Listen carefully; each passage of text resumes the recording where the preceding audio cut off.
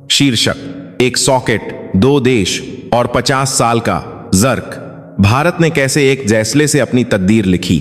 साल था 1973। भारत और हमारे पड़ोसी देश पाकिस्तान के सामने एक जैसा विकल्प रखा गया। एक 110 वोल्ट की बिजली व्यवस्था को बनाए रखना है या 220 वोल्ट में अपग्रेड करना है। पाकिस्तान ने कहा, बदलने की क्या जरूरत है, वोल्टेज कम है तो ज्यादा सुरक्षित है और तांबा भी कम लगेगा। हमारी व्यवस्था पहले से ही स्थापित है, हम क्यों बदलें। लेकिन भारत ने कहा, भले ही 32 साल लग जाएं, हम बदलेंगे। भले ही 14 करोड़ रुपए लग जाएं, हम बदलेंगे भविष्य के लिए। लेकिन दोस्तों, यहां एक जबरदस्त मौन है। पाकिस्तान जिस तर्क पर भरोसा कर रहा था वह पूरी तरह से गलत था। भौतिकी के नियम कुछ और ही कहते हैं। जब वोल्टेज कम होता है तो करंट बांध जाता है, और जब करंट बांधता है तो बिजली का नुकसान, पावर लॉस 4 गुना हो जाता है। तांबा कम नहीं बल्कि ज्यादा मोटा और ज्यादा मात्रा में लगता है। आंखों में देखें तो यह और भी चौंकाने वाला है। 14 करो, यह वह राम है जो भारत ने 32 वर्षों में देश के हर कोने में बिजली के सॉकेट और तारों को बदलने में खर्च की। 10 लाख करोड़, यह वह राम है जो आज पाकिस्तान को वही काम करने के लिए चाहिए। लेकिन सिर्फ पैसे खर्च करने से भी अब यह समस्या हल नहीं होगी। भारत अपने उस 14 करोड़ के निवेश की बदौलत आज हर साल लगभग एक साथ 100 करोड़ बचा रहा है। हम अपनी लागत का कई गुना वसूल कर चुके हैं। 50 साल बाद आज टाटा और रिलायंस जैसे भारतीय ब्रांड वैश्विक इलेक्ट्रॉनिक्स भंडार में अपनी धाक जमा रहे हैं। वहीं पाकिस्तान के स्थानीय ब्रांड या तो बंद हो गए हैं या संघर्ष कर रहे हैं। आज पाकिस्तान में एक एयर कंडीशनर एक्स लगाने के लिए अलग से हैवी ड्यूटी वायरिंग करवानी पड़ती है, और एक इलेक्ट्रिक कार को चार्ज करने में 24 घंटे से ज्यादा लग जाते हैं। एक मामूली से दिखने वाले बिजली के सॉकेट के वोल्टेज ने कैसे एक देश के उद्योग को आसमान पर पहुंचा दिया और दूसरे देश के उद्योग को घुटनों पर ला दिया। आज के इस वीडियो में हम 3 बातें जानेंगे। पहला, ज्यादा वोल्टेज से पैसे कैसे बचते हैं। मैं इसे इतने सरल तरीके से समझाऊंगा कि एक स्कूल का बच्चा भी समझ जाएगा। दूसरा, भारत ने 32 सालों में इस महायज्ञ को कैसे पूरा किया, इसकी पूरी कहानी मैं आपको दिखाऊंगा। तीसरा, पाकिस्तान यह बदलाव क्यों नहीं कर पाया और उसे इसकी क्या कीमत चुकानी पाई, हम इसकी परत दर परत पाताल करेंगे। यह वीडियो पूरा देखने के बाद आप जब भी अपने घर के बिजली के स्विच बोर्ड को देखेंगे तो महसूस करेंगे कि हमारे देश ने कितना बुद्धिमानी भरा फैसला लिया था, और आप समझेंगे कि हमारे पड़ोसी देश का औद्योगिक विकास क्यों पीछे गया। तो चलिए शुरू करते हैं। और हां, अगर आपने अभी तक हमारे चैनल को सब्सक्राइब नहीं किया है तो अभी कर लें, ताकि आप और हम मिलकर देश की प्रगति की इन कहानियों को समझते रहें। सबसे पहले, वोल्टेज क्या है यह आसानी से समझते हैं, कोई मुश्किल जॉर्मूला नहीं होगा। कल्पना कीजिए कि आपके घर में पानी का पाइप है। जब आप नल खोलते हैं तो पानी बहता है। जिस ताकत या दबाव, प्रेशर से पानी बाहर आता है वही वोल्टेज है, और जो पानी असल में बह रहा है उसकी मात्रा करंट है। अब सोचिए, आपको एक 100 मीटर दूर अपने बगीचे में पानी देना है। अगर पानी का दबाव वोल्टेज कम होगा तो क्या होगा, पानी मुश्किल से पाइप के अंत तक पहुंचेगा। ज्यादा पानी भेजने के लिए आपको बहुत मोटा पाइप लगाना पड़ेगा। वहीं अगर पानी का दबाव वोल्टेज बहुत तेज हो तो पतले पाइप से भी पानी तेज ही से दूर तक जाएगा। बिजली भी ठीक इसी तरह काम करती है। कम वोल्टेज जैसे पाकिस्तान का 110 का मतलब है कम दबाव वाला पाइप। उतनी ही बिजली भेजने के लिए बहुत ज्यादा करंट बहाना पड़ता है, जिसके लिए मोटे तारों की जरूरत होती है। ज्यादा वोल्टेज जैसे भारत का 220 का मतलब है ज्यादा दबाव वाला पाइप। कम करंट से ही वही काम हो जाता है और तार भी पतले लगते हैं। लेकिन असली दर्दनाक बात अब सामने आती है। जब बिजली तारों से गुजरती है तो गर्मी पैदा होती है। यह गर्मी ही बिजली का नुकसान, पावर लॉस है। यह पैसा है जो हवा में उड़ रहा है, और यह नुकसान करंट के वर्ग स्क्वायर के अनुपात में बढ़ता है। मतलब अगर करंट 2 गुना होगा तो नुकसान 4 गुना होगा। अगर करंट 3 गुना होगा तो नुकसान 9 गुना होगा। पाकिस्तान का वोल्टेज भारत का आधा है, 110 बनाम 220।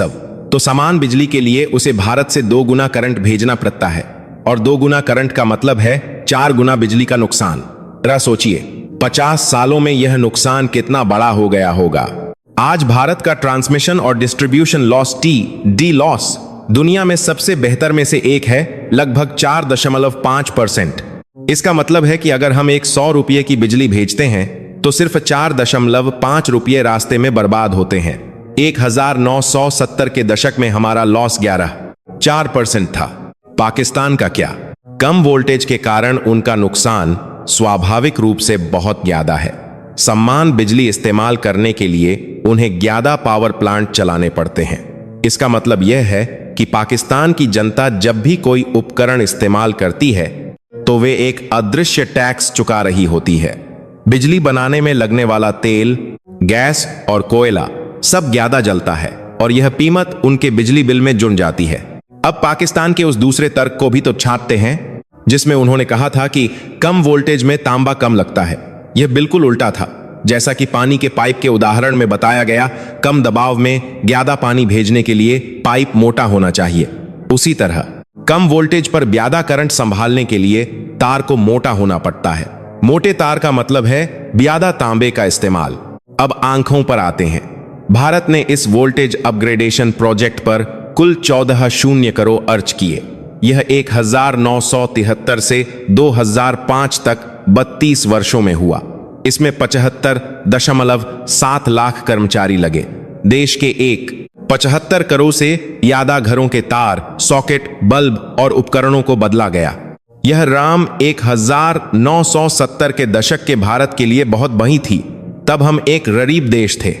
हमारी प्रति व्यक्ति आय बहुत कम थी, लेकिन हमारी सरकार ने यह खर्च किया। क्यों? क्योंकि उन्होंने भविष्य पर दांव लगाया था। और इसका नतीजा क्या हुआ?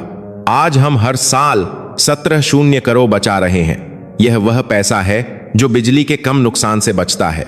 14 करोड़ का निवेश करके हर साल एक साथ 100 करोड़ की बचत, यानी 8 साल से भी कम समय में लागत वसूल। आज हम लागत से कई गुना ज्यादा कमा चुके हैं। विशेषज्ञ कहते हैं कि अगर हमने यह बदलाव न किया होता तो आज हमारे बिजली बिल 20-30% ज्यादा होते। 2006 में एडिसन इलेक्ट्रिक इंस्टीट्यूट ने भारत की पावर ग्रिड कॉरपोरेशन को एडिसन अवार्ड से सम्मानित किया। यह इस बात का सबूत था कि हमने दुनिया का सबसे बेहतरीन पावर इंफ्रास्ट्रक्चर बनाया है। तो फिर पाकिस्तान आज यह काम क्यों नहीं कर सकता? 2012 में एक अनुमान लगाया गया था कि अगर पाकिस्तान आज अपनी पूरी बिजली व्यवस्था को अपग्रेड करे तो उसे 10 लाख करोड़ से ज्यादा लगेंगे। यह भारत द्वारा 14 करोड़ का 71 गुना है। इतना हर्क क्यों?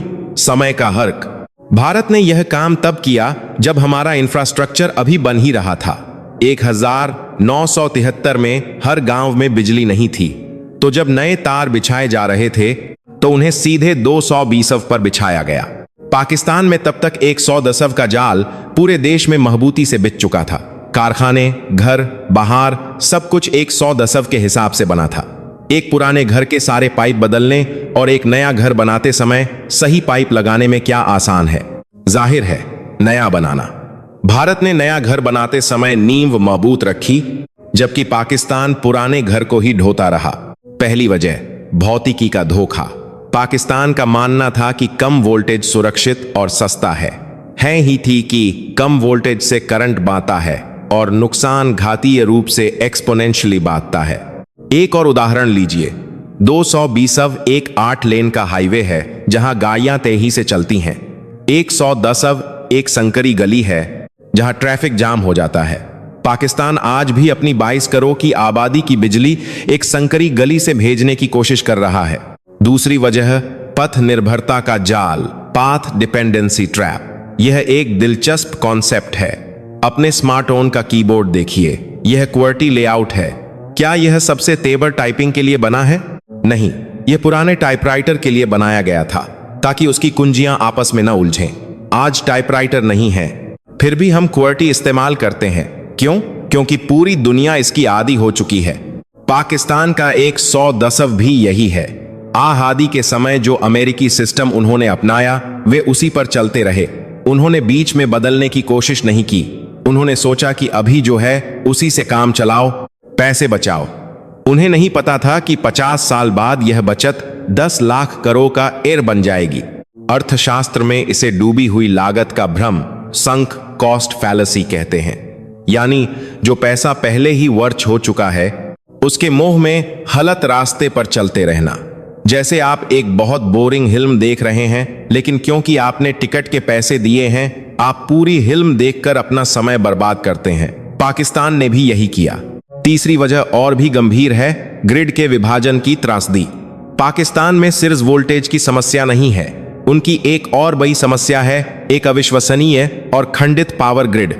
अक्सर उनके एक हिस्से में बिजली अतिरिक्त होती है, लेकिन वे उसे दूसरे हिस्से में नहीं भेज पाते जहां उसकी जरूरत होती है। 2022 की विनाशकारी बाढ़ के दौरान यह समस्या खुलकर सामने आई।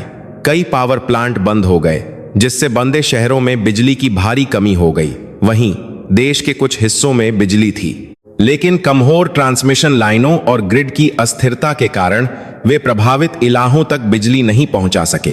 नतीजा यह हुआ कि देश के 90 हिस्से अंधेरे में डूब गए और अर्थव्यवस्था को भारी नुकसान हुआ। एक आधुनिक देश जो बिजली पैदा तो कर रहा है, लेकिन उसे जरूरत की जगह पर पहुंचा नहीं पा रहा।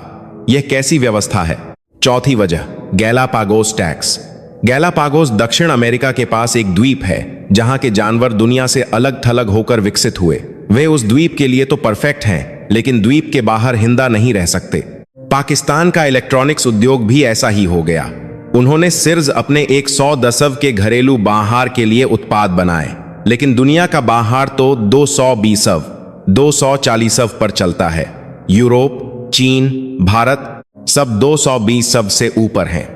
अपने उत्पादों को निर्यात करने के लिए उन्हें पूरा डिजाइन बदलना पड़ता है। यह कितना महंगा सौदा है। टाटा या गोदरेज जैसी भारतीय कंपनियां 200 BSV के लिए एक उत्पाद बनाती हैं और उसे मामूली बदलावों के साथ पूरी दुनिया में बेचती हैं। इसे स्केल की अर्थव्यवस्था, इकोनॉमीज ऑफ स्केल कहते हैं। एक बार विकास लागत, एक प्रोडक्शन लाइन और पूरी दुनिया का बामार। वहीं पाकिस्तानी कंपनियों को घरेलू बाहर के लिए 100 दशक का उत्पाद अलग बनाना पड़ता है और निर्यात के लिए 220 का अलग। दोगुनी लागत, दोगुना झंझट।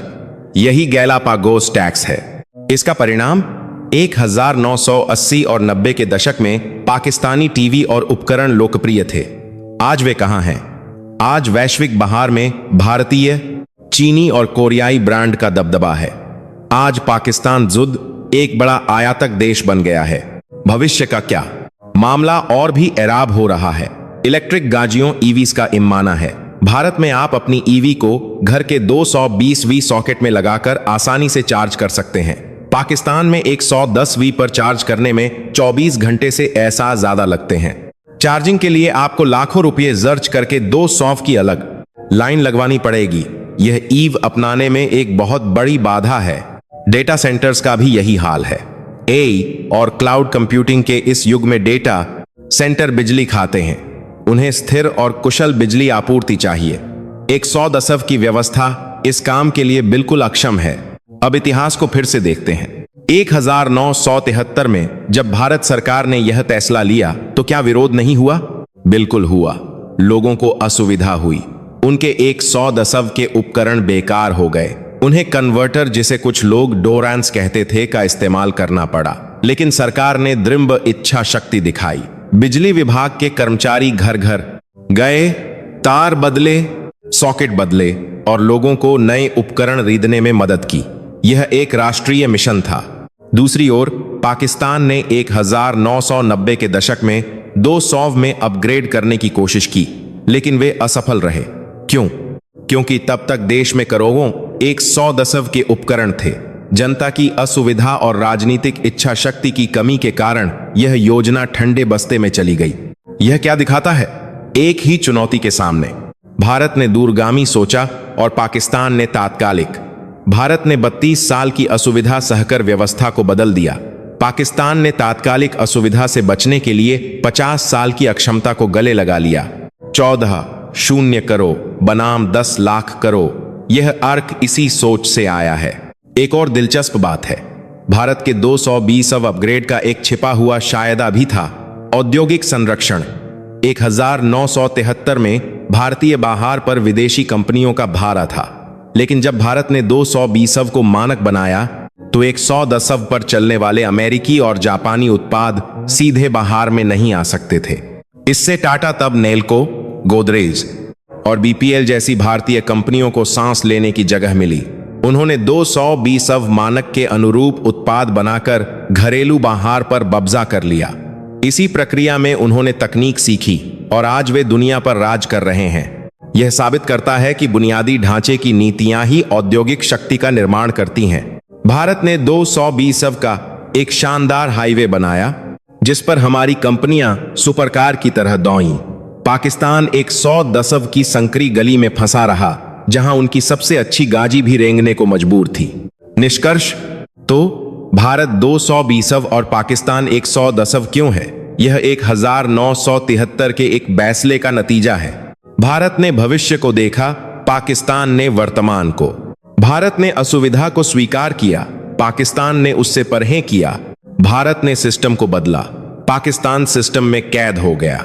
परिणाम, भारत ने 14 करोड़ का निवेश करके आज दुनिया का सबसे कुशल पावर ग्रिड बनाया और हर साल करोड़ बचा रहा है।